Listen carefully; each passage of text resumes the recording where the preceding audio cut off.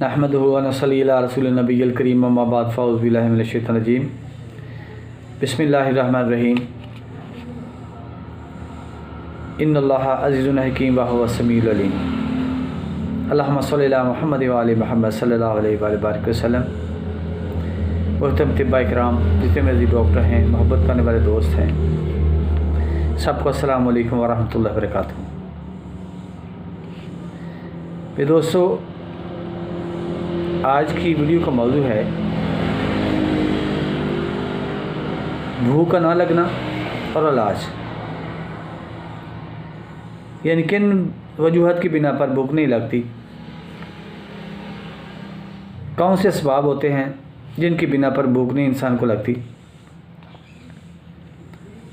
तो चंद एक अद्वियात मैं इसमें ज़िक्र करूँगा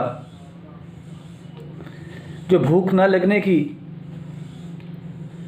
वजह से हम इस अमल करवाएं तो मरीज़ इंशाल्लाह ठीक हो जाएगा। मेरे दोस्तों, भूख ना लगने की वजह से जो हम अद्वियात के इस्तेमाल करते हैं उनमें चंद एक मैं ज़िक्र कर रहा हूँ। इनमें सबसे सरफ़हरिस्त हमारे पास नेट्रम कॉर्ब है। नेट्रम कार्ब का मैं सबसे पहले इसलिए ज़िक्र कर रहा हूँ कि हम सोडा बाइकार्ब के जितने मरकबात होते हैं उनका ज़्यादा इस्तेमाल करते हैं, जिसकी वजह से हमारी भूख जो है वो सही नहीं रहती। हम ज़्यादा चूर्नों का इस्तेमाल करते हैं, सोडा बाइकार्ब का इस्तेमाल करते हैं, तो इसके नतीजा में बदहज़मी हो जाती है और भूख ख़त्म हो जाती है। नेट्रम कार्ब एक ऐसी दवाई है जो मीठा सोडा के ज़्यादा इस्तेमाल से, चूर्नों के ज़्यादा इस्तेमाल से जिन्होंने किया हुआ उनके लिए हम इस्तेमाल करवाएंगे। 30 पोटेंसी लेकर सुबह पेश हम इस्तेमाल करवाएंगे तो इससे इंशाल्लाह बहुत जल्दी फ़ाका हो जाता है। और जिन लोगों को ज़्यादातर सब्ज़ियों इस्तेमाल करने से बदहज़मी होती है उनका मसला भी हल हो जाता है इससे इंशाल्लाह। तो नेट्रम कार्ब 30 पोटेंसी लेकर सुबह पेश हम इस्तेमाल करवाएं तो इंशाल्लाह ऐसे बहुत अफाका होता है, भूख सही तरीके से लगनी शुरू हो जाती है, निज़ाम जो हमारा है वो दुरुस्त हो जाता है। तो दूसरे नंबर पे जो दवाई है वो आर्सेनिक। आर्सेनिक में जो होता है ये मैदे में जलन का होना, एक एक घूंट पानी पीना, ज़रा ज़रा प्यास लगना और एक एक घूंट पानी का पीना, घबराहट वगैरह, और ख़ास तौर पर जो मौसमी गर्मा में बर्फ़ का ज़्यादा इस्तेमाल करते हैं उनके लिए ये बहुत आला दवाई है। ये भी अब 30 पोटेंसी में लेकर सुबह पेश शाम इस्तेमाल करवाएं तो इससे बहुत फ़ायदा होता है। इसके अलावा हमारे पास तीसरे नंबर पे जो दवाई है वो है आर्जेंटम नेट्रिकम।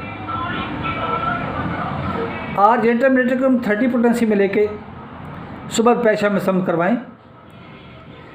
इस दवाई में पेट में हवा बहुत ज़्यादा भरती है, जिसकी वजह से इंसान को बुलंदो बाग यानी कि बहुत बड़े बड़े डकार आते हैं, बुलंदो बाग डकार आते हैं, और लंबे ज़्यादा बुलंदो बाग डकार लेने से हवा का अखराज होता है। इसकी एक ख़ास अलामत है बुलंदो बाग डकार का लेना। तो मेरे दोस्तों, ऐसी सूरत में ये दवाई बहुत आला काम करती है। 30 पोटेंसी में लेकर सुबह पेशा में इस्तेमाल करवाएं तो इससे बहुत फ़ायदा होगा। इसके अलावा हमारे पास दवाई है एपिकॉक। एपिकॉक जब भूख ना लग रही हो, निज़ाम ख़राब हो और इंसान को कैर और मतली सी होने लगती है, तो उसके लिए हम इसकी 30 पोटेंसी लेके सुबह पेश में इस्तेमाल करवाएं तो उससे बहुत फ़ायदा होता है। और इससे जो हमारे चौथे नंबर पर दवाई है, 5वें नंबर पे वो है एंटीमोनियम क्रूडम। एंटीमोनियम क्रूड दवाई जो है इसमें ज़बान सफ़ेद होती है, और जो इंसान ग़ज़ा खाता है ना, वो ग़ज़ा जो है वो ऊपर को मुंह की तरफ आ जाती है, हज़म होने की बजाय वो मुंह की तरफ ग़ज़ा को आना शुरू हो जाती है, और ग़ज़ा का जो जायका है वो हर तरफ मुंह को रहता है। यानी उस ग़ज़ा को जो अपने खाई हुई होती है वो जायका फिर ग़ज़ा का इंसान को आता रहता है, और वो ग़ज़ा ऊपर की तरफ मुंह को आती रहती है।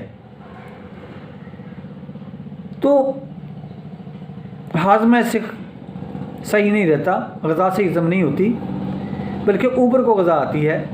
तो इसके लिए एंटीमोनियम क्लोराइड एक बहुत आला दवाई है। इसकी 1-2 खुराकें ही इंसान को दुरुस्त कर देती हैं। इसके अलावा जो हमारे पास दवाई है वो है एपिकॉक। एपिकॉक बदहज़मी के लिए एक बहुत आला दवाई है। ये तमाम अद्वियत में मिला के आप इस्तेमाल करवाएं तो इससे इंशाल्लाह बहुत फ़ायदा होता है। इसके साथ साथ हमारे पास एक दवाई होती है कैल्शियम। कैल्शियम भी बदहज़मी के लिए एक बहुत आला दवाई है। कैल्शियम में ये कैंसर पाया जाता है कि इसके तसव्वुर से ही इंसान को मतली सी होने हो जाती है, कैसी, ये इसकी बू से ही कै आना शुरू हो जाती है, मतली होनी शुरू हो जाती है। तो इसके लिए एक बहुत आला दवाई है। ये बदहज़मी के लिए एक बहुत उम्दा दवाई है। ख़ास तौर पर मैंने पहले भी ज़िक्र किया था कि हामला ख़वातीन के लिए एक बहुत आला दवाई है। हमल के दौरान अगर आप इस्तेमाल करवाएंगे तो इससे जो आपको कै वगैरह मतली वगैरह सी होती रहती है उससे इंशाल्लाह मरीज़ ठीक हो जाता है। तो मेरे दोस्तों, तमाम अलामत को देखें, असबाब को देखें, उसके मुताबिक दवाई तजवीज़ करें। बड़ी गौर से,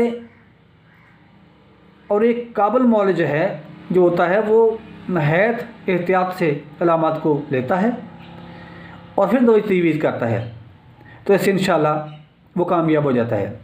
तो आप जितनी भी मेडिसिन है इस पर गौर करें, अलामत को देखें, उसके मुताबिक दवाई तजवीज़ करें, तो इंशाल्लाह आपका मरीज़ ठीक हो जाएगा।